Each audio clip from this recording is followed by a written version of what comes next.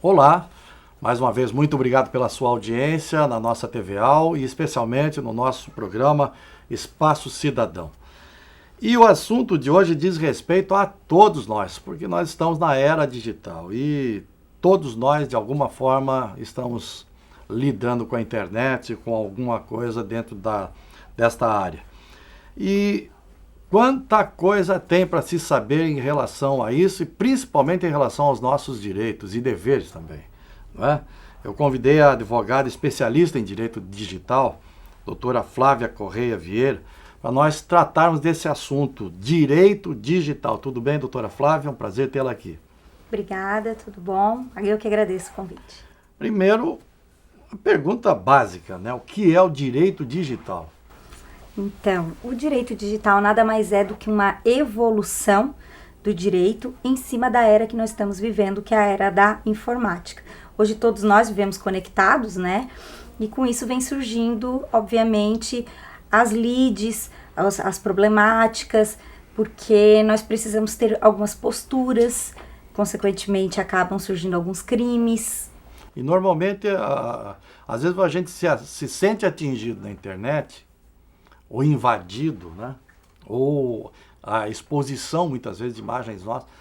E o cidadão comum vai para um advogado. E nem sempre o advogado ele está devidamente qualificado para tratar desse assunto específico.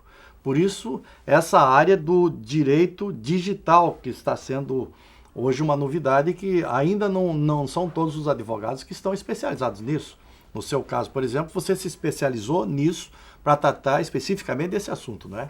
Sim, porque dentro da legislação que existe hoje, os códigos, ele abrange uma parte, mas nós ainda temos que caminhar muito para criar novas leis mais específicas, até porque pela própria dificuldade em muitas vezes se chegar no efetivo, né, no real delito de quem cometeu e tal. Mas não é mais impossível. Hoje nós já temos grandes avanços tecnológicos que nos fazem conseguir resolver esses problemas. Até há pouco tempo se dizia que a internet era uma terra sem lei.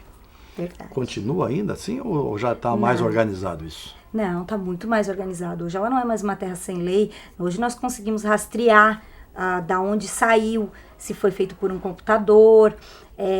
A gente dizia, caiu na rede, pronto, é peixe. Caiu na rede, é peixe. Não é mais um mar sem fundo. Esse mar, ele pode ser pescado sim, e não é porque às vezes está ali num determinado site que é de pesquisa, que seria considerado de domínio comum, que não tem um autor, que não tem alguém que possa ser, que tenha tanto direito quanto se a pessoa cometer um crime. Normalmente a pessoa que ofende outra ou que faz uma maldade, ou que está a fim de fazer uma maldade, ela se arvora no anonimato, né? O chamado fake, é isso, né? É. E como se faz para se chegar numa pessoa assim? Então, é muito mais fácil, né? Você cometer um crime atrás de uma tela de computador, né? Com um outro nome. Então, a forma que a gente tem, primeiro, é a de rastrear. Se consegue descobrir o IP de que computador saiu, se consegue até, pelo IP, saber onde essa máquina está. Se, por um acaso, eles consigam ainda assim burlar isso, quem receber aquilo, é importante que salve o endereço, aquele HTTP, toda essa parte, o máximo de provas que tiver, porque assim como os chamados hackers conseguem esconder, tem os hackers do bem que conseguem investigar que briga, hein? E chegar. Ainda bem que tem os hackers do bem, né? Senão nós estávamos maus, todos maus. Deixa eu te perguntar uma coisa. As pessoas mais prejudicadas nesse segmento, quais são? As que têm fotos expostas, enfim, quem são? É o cidadão comum ou tem algum segmento que fica mais exposto? Na realidade, se a gente for dividir, o cidadão comum, hoje, ele, digamos assim, os empresários, as empresas que trabalham com esse tipo na era da informática, ele acaba ficando mais exposto do que só quem mexe por lazer. Mas As pessoas que vivem da mídia acabam tendo também muita exposição, como os artistas, quem acaba precisando se divulgar através da internet, quem trabalha, blogueiros, jornalistas. Hoje tem muita gente, tem vlogueiros que são vídeos, né? Não é mais só escrever, e tem vídeo também. E tudo isso acaba abrindo margem para que pessoas que estão do outro lado da rede cometam crimes do tipo de caluniar, de difamar, de xingar. Nós vamos acompanhar agora, nós tocamos no assunto de blogueiros, depoimentos de 2 blogueiros que já sofreram com a exposição de suas fotos na internet. Vamos ver.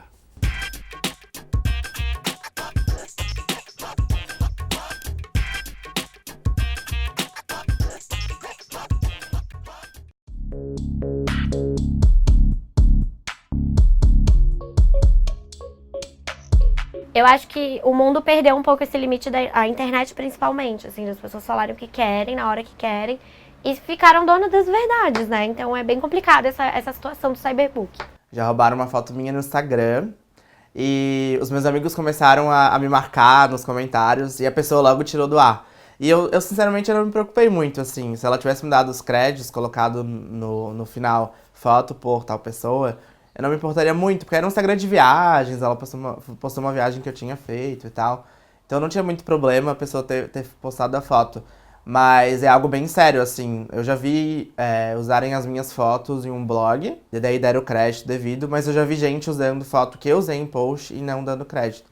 É muito sério, assim, é muito, muito sério mesmo esse assunto de acreditar a imagem e direitos autorais de imagem. Eu acho que, claro, a pessoa que escolhe se expor, é a consequência que tem, não adianta, a gente acaba se expondo, a gente dá liberdade pra isso, né?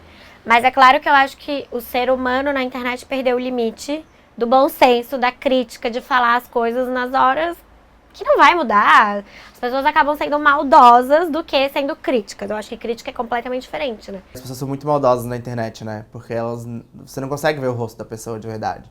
Então elas levam isso em consideração e elas postam o que elas quiserem ali, elas falam o que elas quiserem. E elas usam muito do pretexto de que você está se expondo, você tem um blog, e você é uma figura pública, e que elas podem te falar qualquer coisa. E na verdade não é assim, né? Então, eu estou vendo esses depoimentos e eu estava lendo esses dias atrás, um cidadão em Nova York, ele tem um site lá e ele divulga, ele monta histórias em cima do que ele vê na internet, do que é divulgado. E já foi processado várias vezes e ganhou todos os processos porque, segundo o entendimento, a partir do momento que está na internet, é público. Pode ser usado por quem quer que seja. Confere isso, não? Não. Primeiro, nós temos que entender que a legislação americana é diferente da legislação brasileira. Diferente da nossa. Então, partindo desse mesmo na questão da internet, que é universal? A internet é universal. A territorialidade do crime, não. Entra em conforme cada país.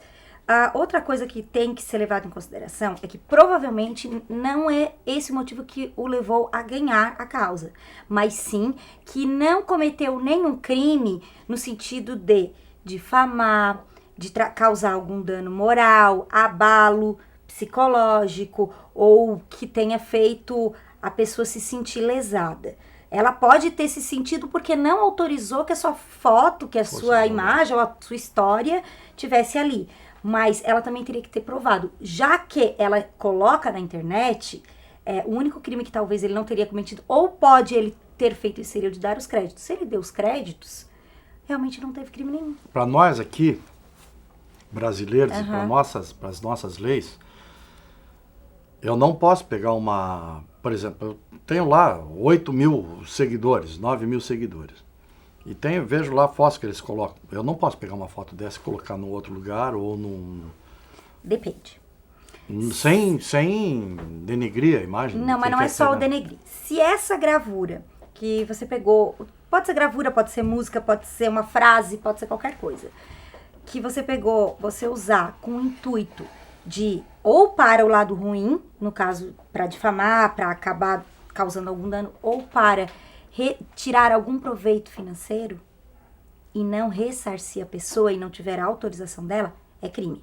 Se eu pegar Agora eu vou fazer uma pergunta para mim. Eu tenho um programa de TV, lá em Joinville. Aí tem a gente vê na internet que vem coisas e coisas, né? Aí você saca lá um filmezinho que passou lá de um desastre, de um acidente, e coloca no teu programa. Isso eu sou factível de ser processado, não? Não, de ser processado não. Tudo depende, né? A gente tem sempre que analisar o contexto.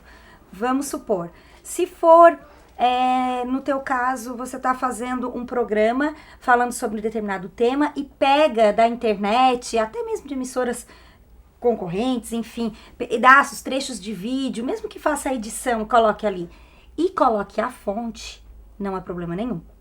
Agora, se você pega também de algum leitor teu, a gente chama, né, as pessoas que os amadores, né, vídeo amador, colocando a fonte, dando os reais créditos, esse vídeo foi fulano que mandou, que nos enviou, de algum leitor bota o nome, a data, tudo direitinho, não tem problema nenhum. O máximo que pode acontecer é a pessoa não gostar e te notificar para que se retire do ar, né? Ou que faça uma retrataçãozinha. Mas processo, crime você não está se apossando. Não estou difamando, não estou. Não é um parasita em cima da obra. Exato.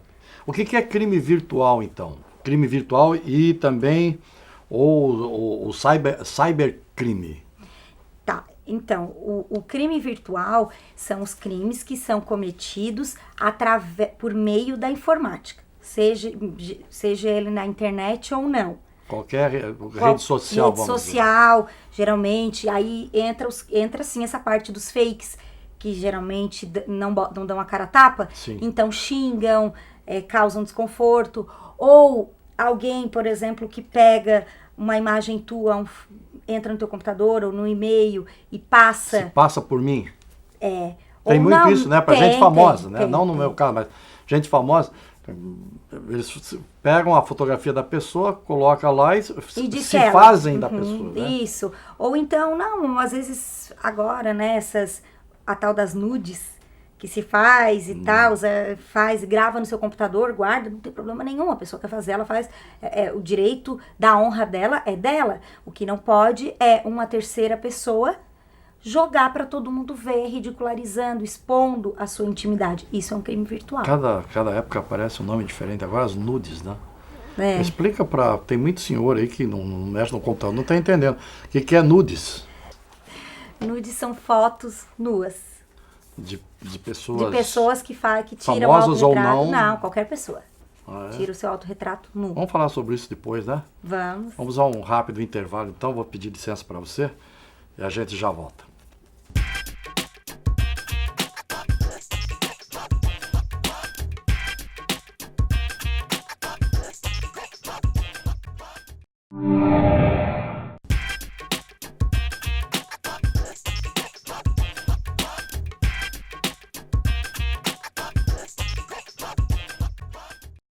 Muito bem, mais uma vez obrigado pela tua audiência aqui no nosso programa Espaço Cidadão. Nós estamos entrevistando a doutora Flávia Corrêa Vieira, que é advogada especializada em direito digital. O tema do nosso assunto de hoje, a conversa de hoje, é direito digital. Nós tínhamos falado sobre crime virtual, sobre cybercrime. Fora o cybercrime, tem mais cyber o que mais? Tem o cyberbullying, que é o cyberbullying. É o bullying feito em cima através da internet. Através da internet. Isso. E nós falamos de nude. Isso. Não é? Que está muito em voga, né? Nude. E essa exposição de fotografias de nu ou não, elas têm criado uma série de problemas para as pessoas. A propósito, nós temos 4 fotos aqui, eu gostaria que você comentasse sobre elas. Essa primeira foto aqui é de um casal famoso, né? O Estênio Garcia, me parece, e a sua esposa, não é? Isso. Eles tiveram recentemente o celular dela extraviado e as fotos foram parar nas redes sociais. Alguém encontrou e divulgou. Isso. Fotos feitas em casa, para eles, para o seu arquivo pessoal, com eles nus. Ou os famosos nudes. É um momento nudes. erótico deles, né? Isso. Que ninguém tinha nada a ver, só que acabou caindo na mão errada, na mão alheia, né? Exatamente. Aí ali surgiram alguns constrangimentos, além das pessoas verem a sua intimidade, xingamentos e tudo mais. Até a esposa dele ficou muito mal, queria sair do país e tudo. Então, quando acontece uma situação dessa, a pessoa procura a delegacia, geralmente nas maiores cidades tem delegacia especializada em crimes virtuais, ou então os delegados hoje já estão aptos para receber esse tipo de denúncia. Mas é importante que as pessoas não deixem de denunciar, porque tem como se chegar em quem fez, ou até mesmo se não se chega, se investiga todos que compartilharam aquelas fotos. Quem compartilhou Quem também compartilha é um co-partícipe do crime. Olha só. E essa aqui também é uma foto bem emblemática, né? Uma pessoa extremamente conhecida é a Thaís Araújo. Thaís Araújo. A Thaís Araújo, agora recentemente, teve, sem nenhum motivo aparente, muitos xingamentos. Ela teve um cyberbullying. Cyberbullying. Sim, e que foi uma demonstração de racismo. Racismo, né? Chamando na sua rede social, no seu perfil da rede social, chamando ela de alguns nomes que denigrem a imagem. Assim como a Maju também. Essa é a Maju? Isso, a Maju, a repórter. Aquela do Tempo, né? Do Tempo, falando que ela não poderia estar naquele local, denegrindo não só... Por que as pessoas chegam a isso, né? Que Também coisa impressionante. Vai se saber o que vai na mente humana, né? Que racismo mais idiota. Eu não consigo, não entra na minha cabeça uma coisa dessa. Sim, ali foi o bullying. Essa aqui também é aquela outra atriz, eu não me lembro o nome dela. A Carolina Dickman. Carolina Dickman, exatamente. A Carolina Dickman. Acho que foi uma das primeiras aí que levou adiante. Isso, né? O que a Carolina Dickman foi o seguinte, ela teve um hacker que invadiu seu computador e pegou fotos suas pessoais dentro do seu e-mail. Nossa. Fotos que ela costuma fazer e mandar para o seu marido. E aí um hacker pegou e compartilhou, jogou na rede. Né? Aí, no caso da Carolina Dickman, como na época já existia uma lei que estava em votação no Senado, eles acabaram dando o nome Lei Carolina Dickman. Exatamente. Existe liberdade de expressão no direito digital, não? Existe a liberdade de expressão no direito digital como existe no dia a dia. Desde que sempre se respeitando a liberdade do outro. A minha liberdade termina onde começa a do outro. Assim como no dia a dia eu não posso, eu tenho que tomar cuidado para não estar xingando e nem denegrindo ninguém, na internet a mesma coisa. Porque a internet é muito mais fácil das pessoas fazerem isso, né? Parece assim que elas viram um super-homem. A internet é uma coisa tão interessante. Esses dias eu estava pensando, se um vai lá e elogia determinada coisa, ou determinado artista, ou viu um fato e elogia, em todo mundo atrás elogiando. Se um vai lá e detona determinada pessoa ou determinado fato, a turma toda atrás vai debulhando também, não está nem aí, né? É uma coisa tão interessante, né? Parece que a internet, a pessoa extravasa a sua mágoa, ou a vontade de elogiar, ou a vontade de xingar, põe tudo para fora. Mal sabe que é uma coisa extremamente pública, né? E tem consequências também isso. Tem, exatamente. A questão da privacidade, por exemplo, com relação ao monitoramento de e-mails, como é que funciona isso? Então, as pessoas não podem invadir, como foi o caso da Carolina Dickman, né? E nem às vezes a gente recebe no nosso e-mail, ou a gente vai fazer um cadastro para comprar alguma coisa e tal. Então a gente vai lá e tem geralmente um quadrinho para autorizar a receber e-mail ou não. Ali tu passa a ter tu deixa teu cadastro ali. E essas pessoas não podem estar repassando, elas não podem criar mailing e vender, porque o teu e-mail é teu, é o teu endereço, tu dá para quem tu quiser. E as lojas que pedem nossos dados para cadastrar? Elas podem compartilhar esses bancos de dados? Exatamente isso, não podem. Ao consumidor, não? Não, elas não podem e também não podem estar repassando para um terceiro, que chega lá e quer, porque precisa falar com a outra pessoa e tal. Não é porque ela tem, porque a gente fez o cadastro ali, através da internet, que significa que eu dei uma autorização para ela fazer isso. Mas Isso é muito comum, né? Eu, por exemplo, esses dias até estava procurando uma luva de moto, né? Eu vou viajar, fazer uma viagem grande agora, e entrei em alguns sites procurando luva de moto. Agora, tudo que eu abro, aparece uma propaganda de luva de moto, de loja de luva de moto. Como é que explica isso? Quer dizer, a internet deve ter um software, né, que fala, e sabe, ó, ele está procurando luva. Então, eu abro o meu e-mail, eu abro o Facebook, eu abro o WhatsApp, a primeira coisa que vem uma propaganda de luva de moto. Mas eu já comprei. Mas então você tem que olhar porque o seu computador pode estar com vírus.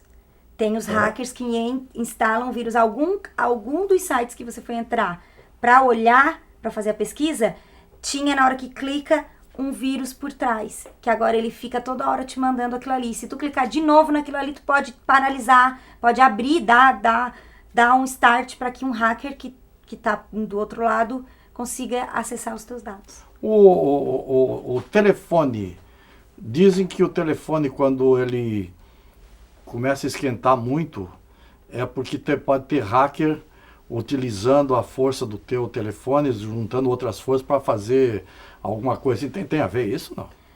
Olha, na verdade o telefone ele funciona através de ondas, né? Então, pode ter várias ondas ali que realmente dá uma aquecida, mas geralmente o aquecimento do telefone é por E a legislação para baixar música da internet, como está?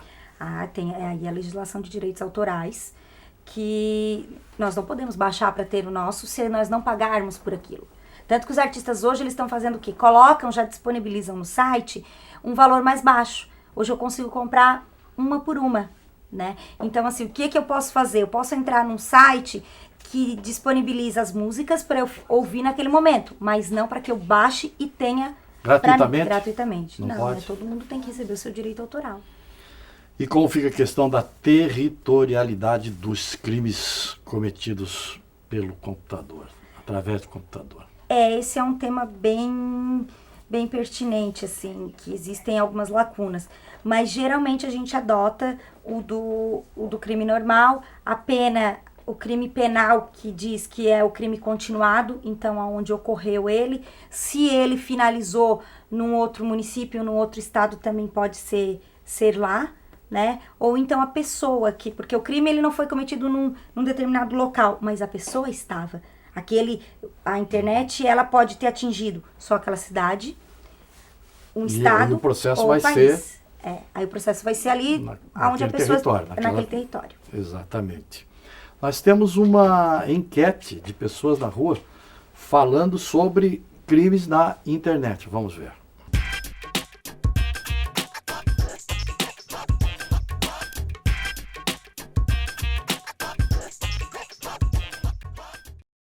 Invadir e-mail e invadir o perfil do Facebook, se passar por outra pessoa, conversar com outras pessoas, passar informações por esse e-mail, né? Roubo de senhas, as pessoas usando o cartão, fazendo compras com o cartão de outras pessoas, mudando o perfil, usando perfis falsos até para intimidar outras pessoas.